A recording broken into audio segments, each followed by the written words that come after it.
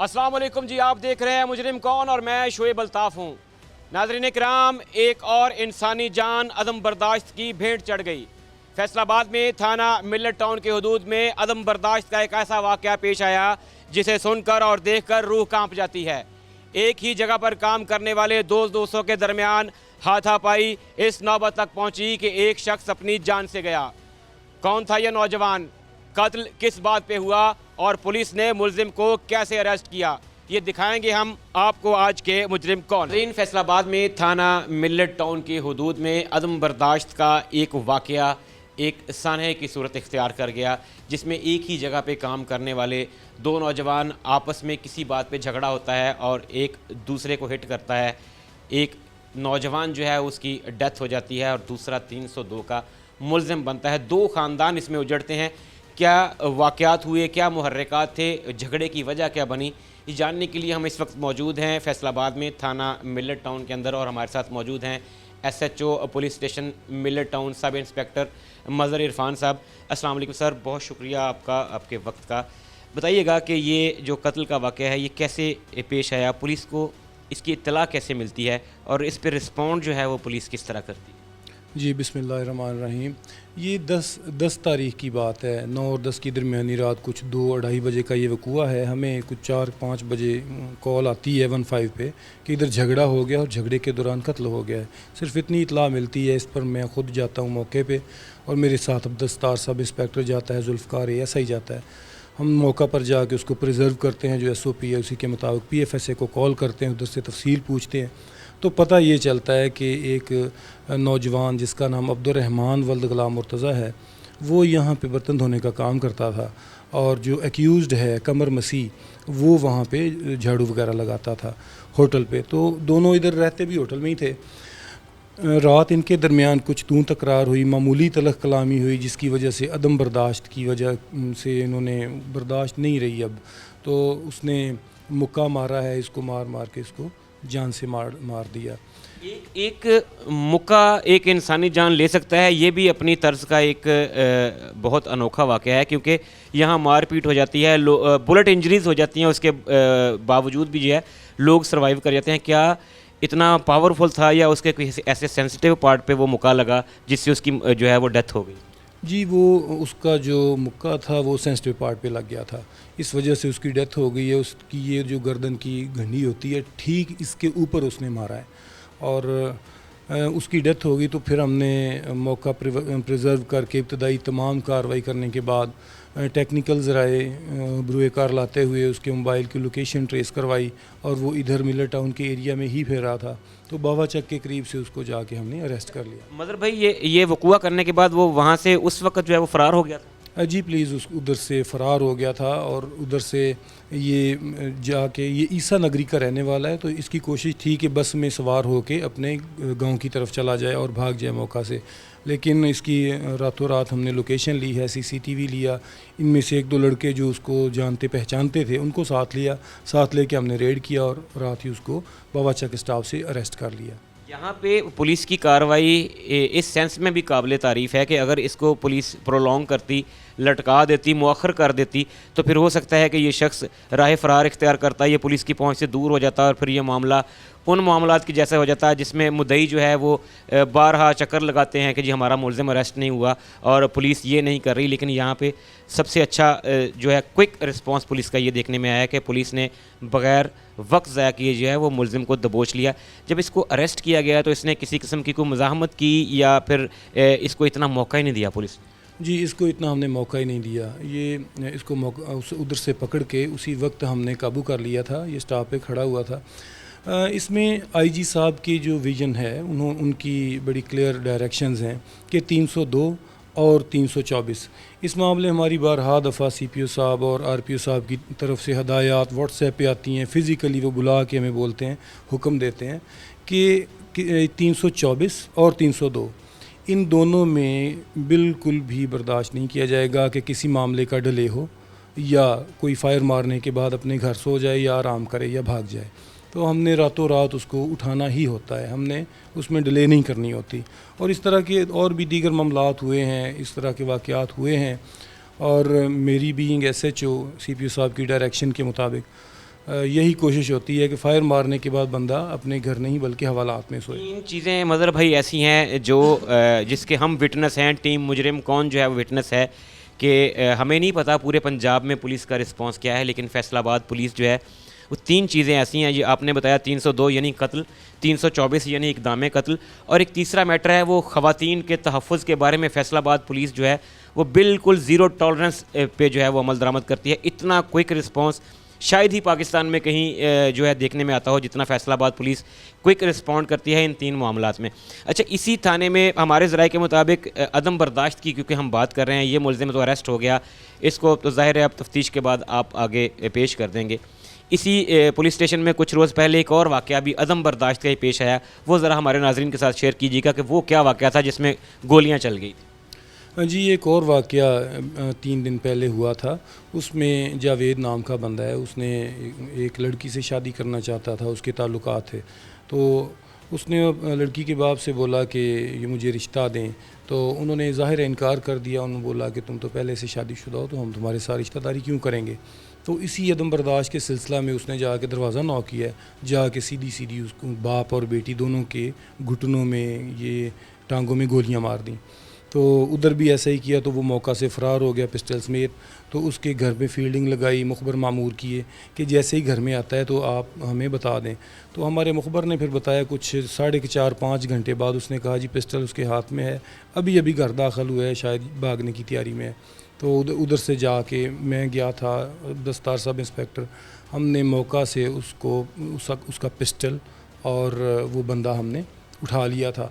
वो भी ऐसे ही हुआ था कि अदम बर्दाश्त की वजह से कोई। भाई ये सुनने में बहुत खूबसूरत जुमला लगता है कि पुलिस ने जाकर अरेस्ट कर लिया, लेकिन हम समझ सकते हैं, आपको पता है, आप फील्ड में ऑपरेट करते हैं, कि एक शख्स है जिसके सर पे खून सवार है, जिसने 2 लोगों को अभी अभी जो है वो कत्ल करने की नीयत से उन पे फायरिंग की है, उसके पास लोडेड वेपन भी मौजूद है।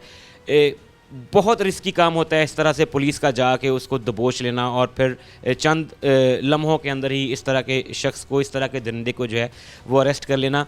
ये वाक़यात दिन ब दिन बढ़ते जा रहे हैं। मज़हर भाई, हमारी सोसाइटी को होता क्या जा रहा है? ये दोनों वाक़यात जो आपने बताए हैं, क्या ये दोनों वाक़यात इस तरीके से रोके नहीं जा सकते थे कि टेबल टॉक होती, बैठते लोग आपस में बात करते, बात करके मामलात को सॉर्ट आउट क्यों नहीं किया जा सकता?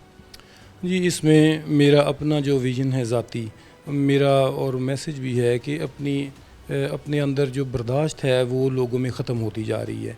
जैसे जैसे वक्त गुज़रता है, बर्दाश्त वाला एलिमेंट किसी भी जगह पे नहीं देखा जा रहा, और टेबल टॉक की तरफ भी लोग नहीं आते। आम तौर पे वो कहते हैं कि हम खुद ही अपना जो है वो इंसाफ करेंगे। पुलिस की तरफ से खुली कचहरियाँ लग रही हैं। हम तो हमेशा अनाउंस करते हैं मसाजिद में जाके कि अगर किसी तरह का कोई मसला हो हमारे पास आएँ।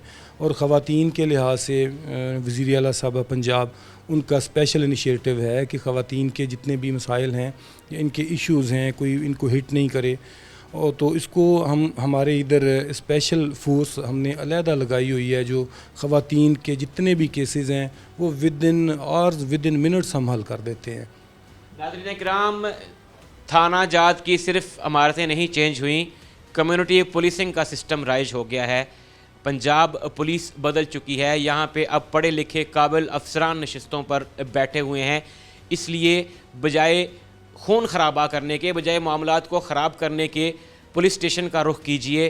पुलिस आपकी हिफाजत के लिए है, पुलिस आपके मसाइल के हल के लिए है। ज़रूरी नहीं कि पुलिस का जो इमेज बना हुआ है कि ये सिर्फ इनकाउंटर करते हैं, ये सिर्फ मार धाड़ करती है। पुलिस आपकी हिफाजत के लिए है। आप अपने डोमेस्टिक इश्यूज़ भी पुलिस स्टेशन में ला सकते हैं, क्योंकि हमने देखा है कि पुलिस जो है मुसालहती कमेटियों के साथ बैठ के बहुत सारे मसाइल जो है वो एक चार दीवारी के अंदर बाइज़्ज़त तरीके से हल करवा देती है। ट्रस्ट कीजिए, पुलिस आपकी हिफाजत के लिए है, और ऐसे काबिल पुलिस अफसरान यकीनन काबिल सताइश हैं जो मुल्ज़िमान को चंद लम्हों में गिरफ़्तार कर लेते हैं।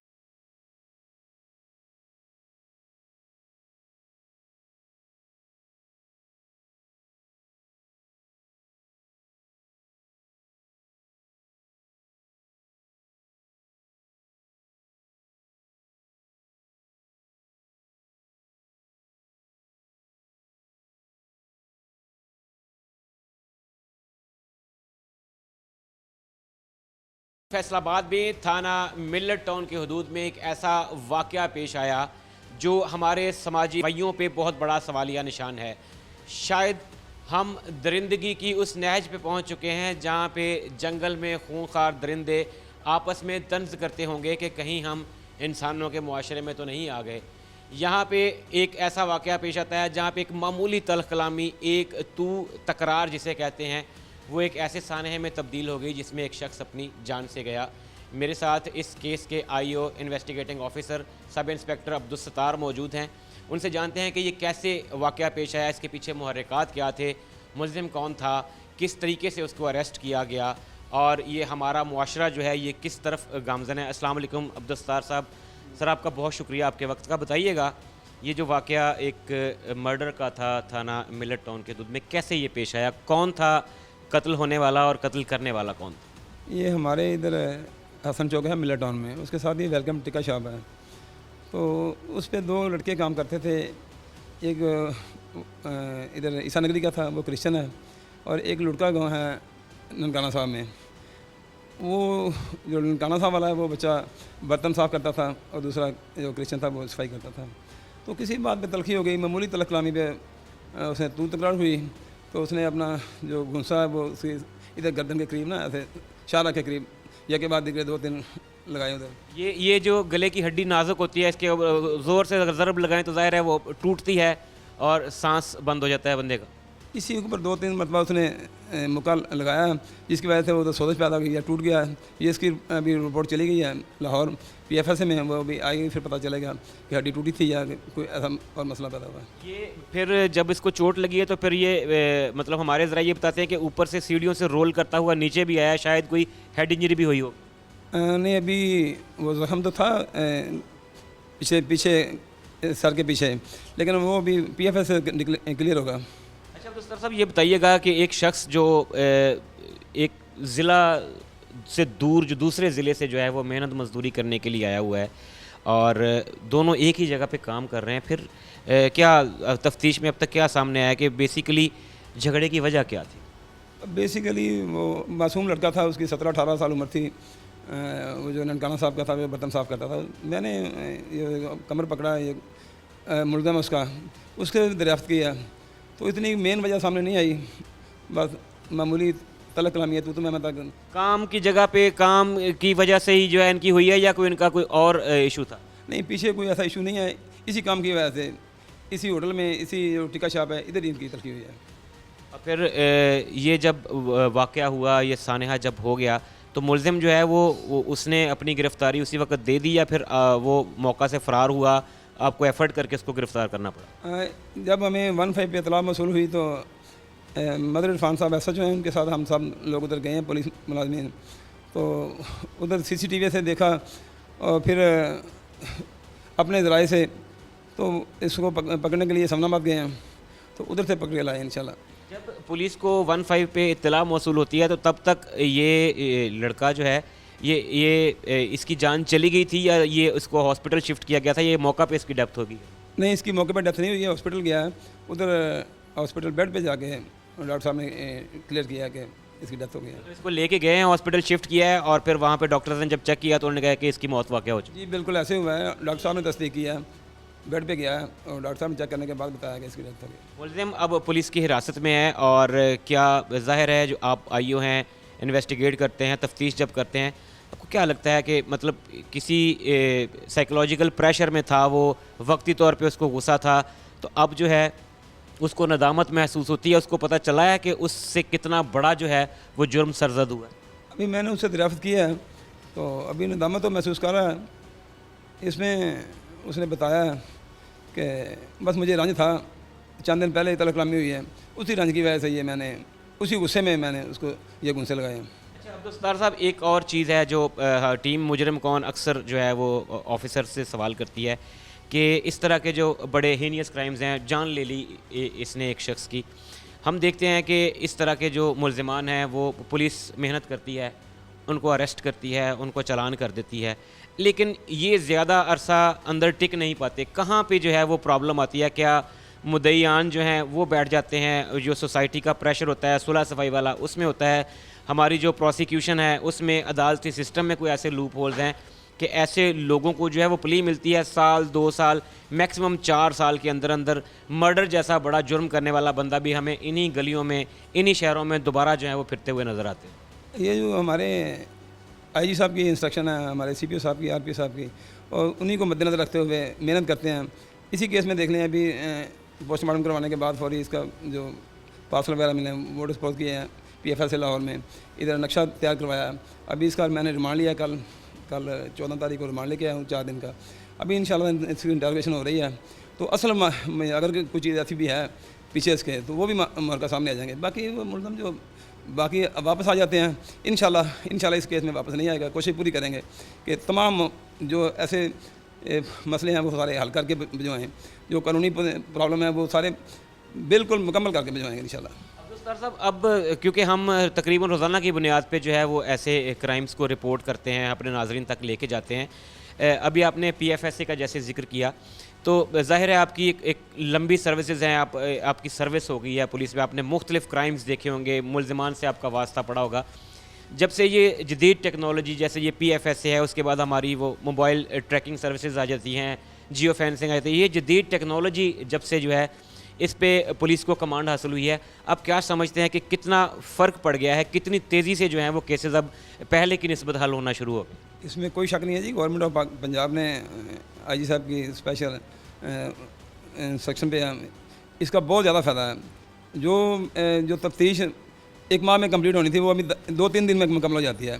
उसकी ये जो ज़राए हैं, PFS का ज़राया है या CCTV है या दूसरे ज़राया से हैं जिनको हम इस्तेमाल करके जल्द अज जल्द मुलज़म को गिरफ़्तार करते हैं, वो सारी जो एविडेंस इकट्ठी करते हैं इन्हीं की वजह से, तो ये बहुत बड़ी बात है, बड़ी अप्रिशिएट करने वाली। नाज़रीन इकराम, जिन नाज़रीन ने हमें अभी ट्यून किया है उनके लिए मैं बताता चलूँ कि आज हम बात कर रहे हैं फैसलाबाद में थाना मिलर टाउन के हदूद में एक निजी होटल पे काम करने वाले 2 लेबर जो मेहनत मजदूरी के लिए अपनी फैमिली की शायद सपोर्ट करने के लिए वहाँ पे काम करते थे, वहीं पे रहते थे वो, उनकी रिहाइश भी वहीं पे थी।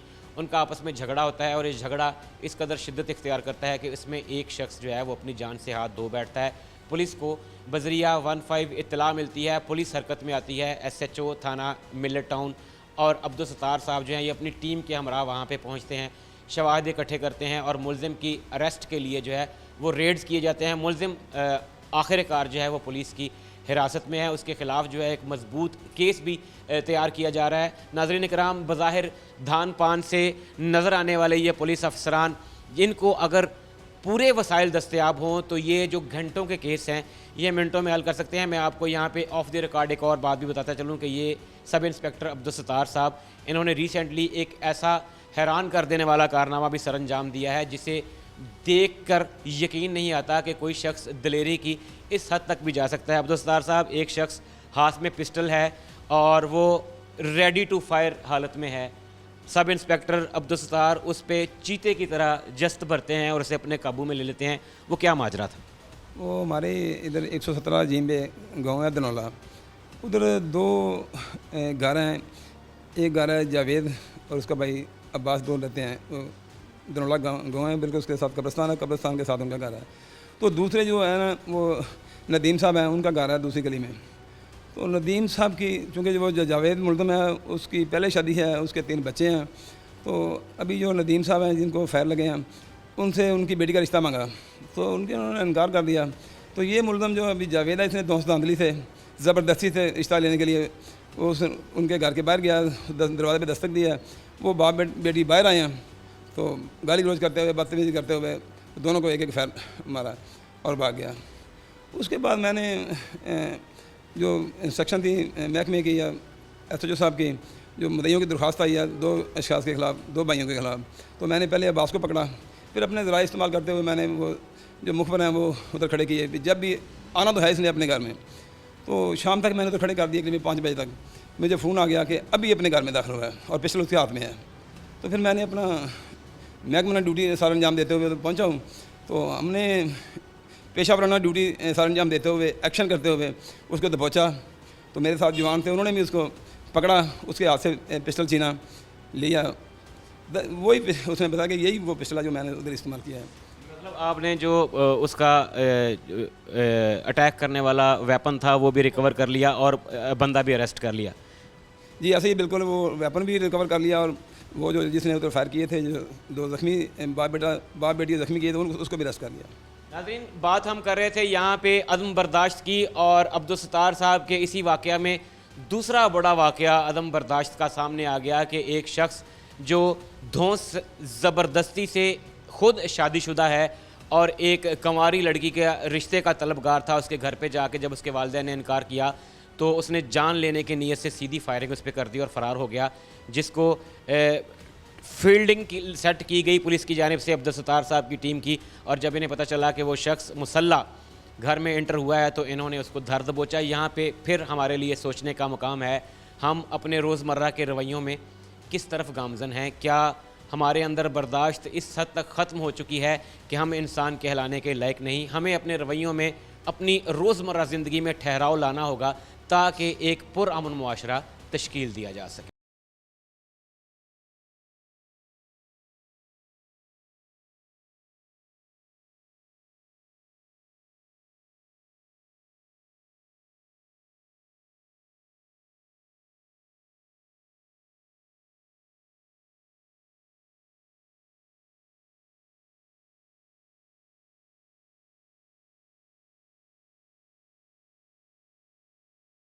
नाज़रीन किराम, अदम बर्दाश्त वो धीमक है जो हमारे मुआशरे को अंदर ही अंदर से खाई जा रही है। आज जिस केस पे हम बात कर रहे हैं वो फैसलाबाद में थाना मिल्लत टाउन के हदूद में पेश आया। ज़रा सी चपकलिश, ज़रा सी तल्ख कलामी एक लड़ाई में तब्दील होती है और वह लड़ाई आखिरकार एक मासूम की जान ले लेती है। दो नौजवान जो एक ही जगह पे काम कर रहे होते हैं, एक ही जगह पे उनकी रिहाइश होती है, ज़रा सी बात पे उनकी लड़ाई होती है।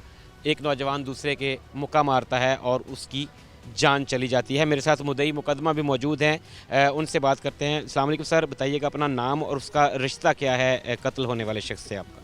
जी वालेकुम अस्सलाम, मेरा नाम सूबेदार खान है और मकतूल मेरा भतीजा है अब्दुर्रहमान। सूबेदार साहब, बताइएगा कि किस तरह से ये वाक़या पेश आया, क्योंकि बहुत हैरत होती है ऐसे वाक़यात को देख के कि इंसानी जान जो इतनी कीमती है, जिसके बारे में कहा गया है कि एक इंसान का कत्ल शायद पूरी इंसानियत का कत्ल है, क्या ऐसी नौबत आ जाती है कि एक इंसान जो है वो दूसरे की जान लेने से भी जो है वो गुरेज नहीं करता?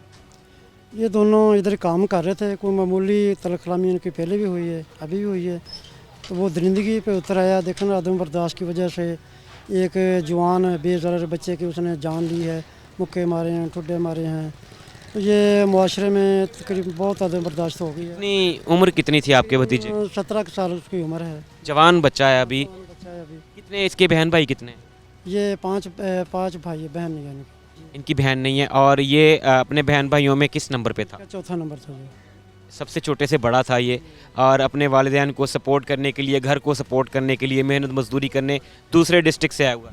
जी डिस्ट्रिक्ट निशाना साहब बुच्चे के नीचे हमारा गांव है लुड़का, उधर से मेहनत मजदूरी के लिए आया ताकि वालिदैन का सहारा बने, तो ये इधर ये कातिल ने मकतूल कर दिया बेचारे को। आप ज़ाहिर है आप उसके चचा हैं, तो कभी उसने पहले किसी परेशानी का इजहार किया आपसे कि जी मैं वहाँ पे तंग हूँ, या मुझे कोई तंग करता है, मेरे साथ किसी के साथ लड़ाई है, या उसको पहले किसी किस्म की थ्रेट थी, या ये एक ऐसा सडन वाक़या है कि उनकी तलख कलामी हुई जो लड़ाई झगड़े में तब्दील हुई और फिर आपका भतीजा जो है वो अपनी जान से गया? कुछ दिन पहले इनकी हुई थी, तो उसका बड़ा भाई आया था, समझा गया था इन दोनों को भी चलो प्यार मोहब्बत से रहें, आपने जो मेहनत मजदूरी करनी है।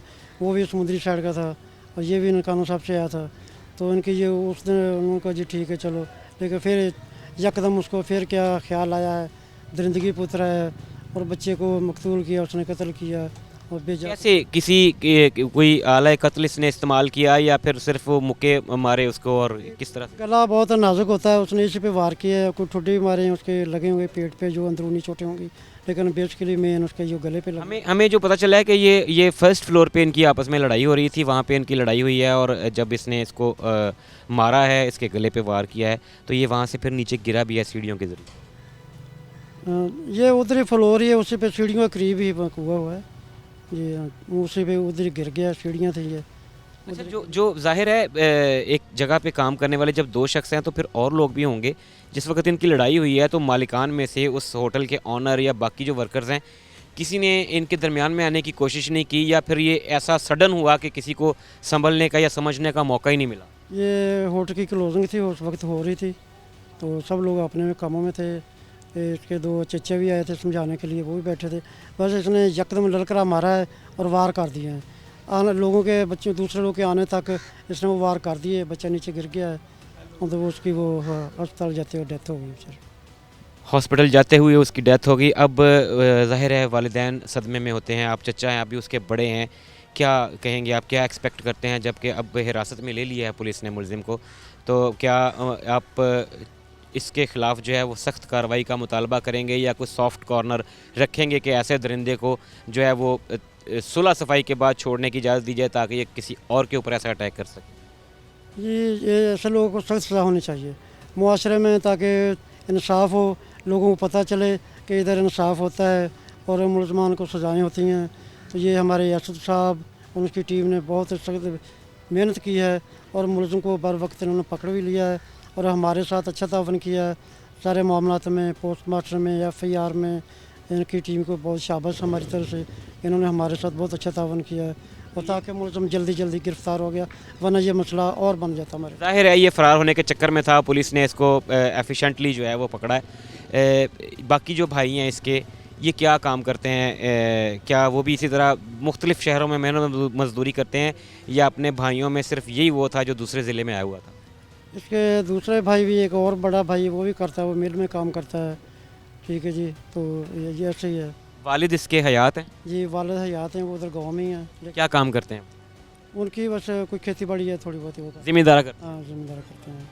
और क्या समझते हैं आपके, ज़ाहिर है आपका एक जवान जो है वो अपनी जान से गया, बाकी जवानों को क्या कहेंगे बहैसियत बड़ा, बहैसियत सरबराह ख़ानदान के, बाकी लोगों को क्या कहेंगे कि किस जो है वो चीज़ से काम लें, सब्र से काम लें, ज़रा हिम्मत से काम लें, या किसी मसले को जो है वो बातचीत से हल करें, या फिर अल्टीमेटली हल यही है कि लड़ाई झगड़ा हो और फिर कत्ल गारत में जो है वो तब्दील हो जाए? मसलों का हल तो यही होता है कि आपस में बातचीत की जाए, सुलह सफाई रहे, एक दूसरे को बर्दाश्त किया जाए, सुना जाए, सुनाया जाए।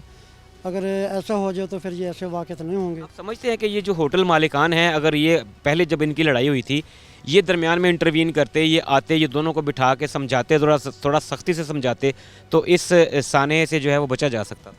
यकीनन ये वाक़या ना होता अगर वो दिलचस्पी लेते, पर वक्त वही कार्रवाई करते, उनको समझाते, लेकिन वो नहीं हो सका। वो हमारा बच्चा मकतूल कत्ल हो गया। नाज़रीन किराम, वाक़या एक है और इसमें सबक बहुत सारे हैं। बर्दाश्त ऐसा टूल है जिसको अपना कर आप अपनी ज़िंदगी में बहुत सारे मसाइब से बच सकते हैं। अदम बर्दाश्त वो दीमक है जो हमें अंदर से चाटती है और पता तब चलता है जब हमारा बना बनाया स्ट्रक्चर धड़ाम से ज़मीं बोस हो जाता है।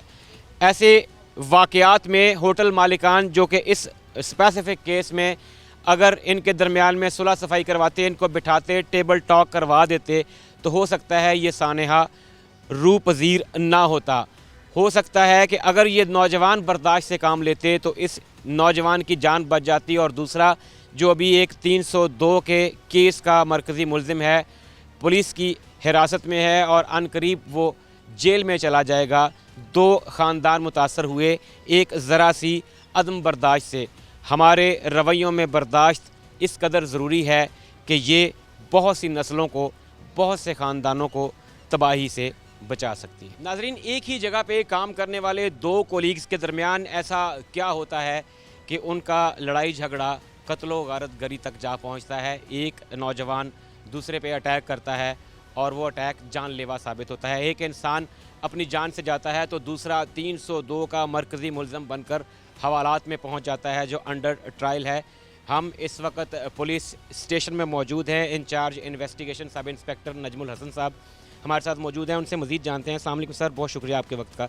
सर बताइएगा कि ये कत्ल का वाक़या जो हमारी सोसाइटी में अदम बर्दाश्त की एक बहुत बड़ी मिसाल है कि ज़रा सी बात पे एक ही जगह पे रहने वाले, एक ही जगह पे खाने पीने वाले दोस्त जो हैं वो लड़ते हैं और एक दूसरे की जान ले लेता है। क्या ये वाक़या था? जी बिल्कुल, आप बजा फरमाया। ये अदम बर्दाश्त की वजह से ये सारा मामला पेश आया। 10/4/2025 का हुआ है। रात 2 बजे करीब दोनों इकट्ठे काम करने वाले वेलकम तिक्का शॉप पे कमर मसीह और अब्दुर्रहमान मामूली बात पर झगड़ते हैं। कमर मसीह उसको सिर्फ 2 घूंसे मारता है और वो उनकी ताब ना लाते हुए फौत हो जाता है।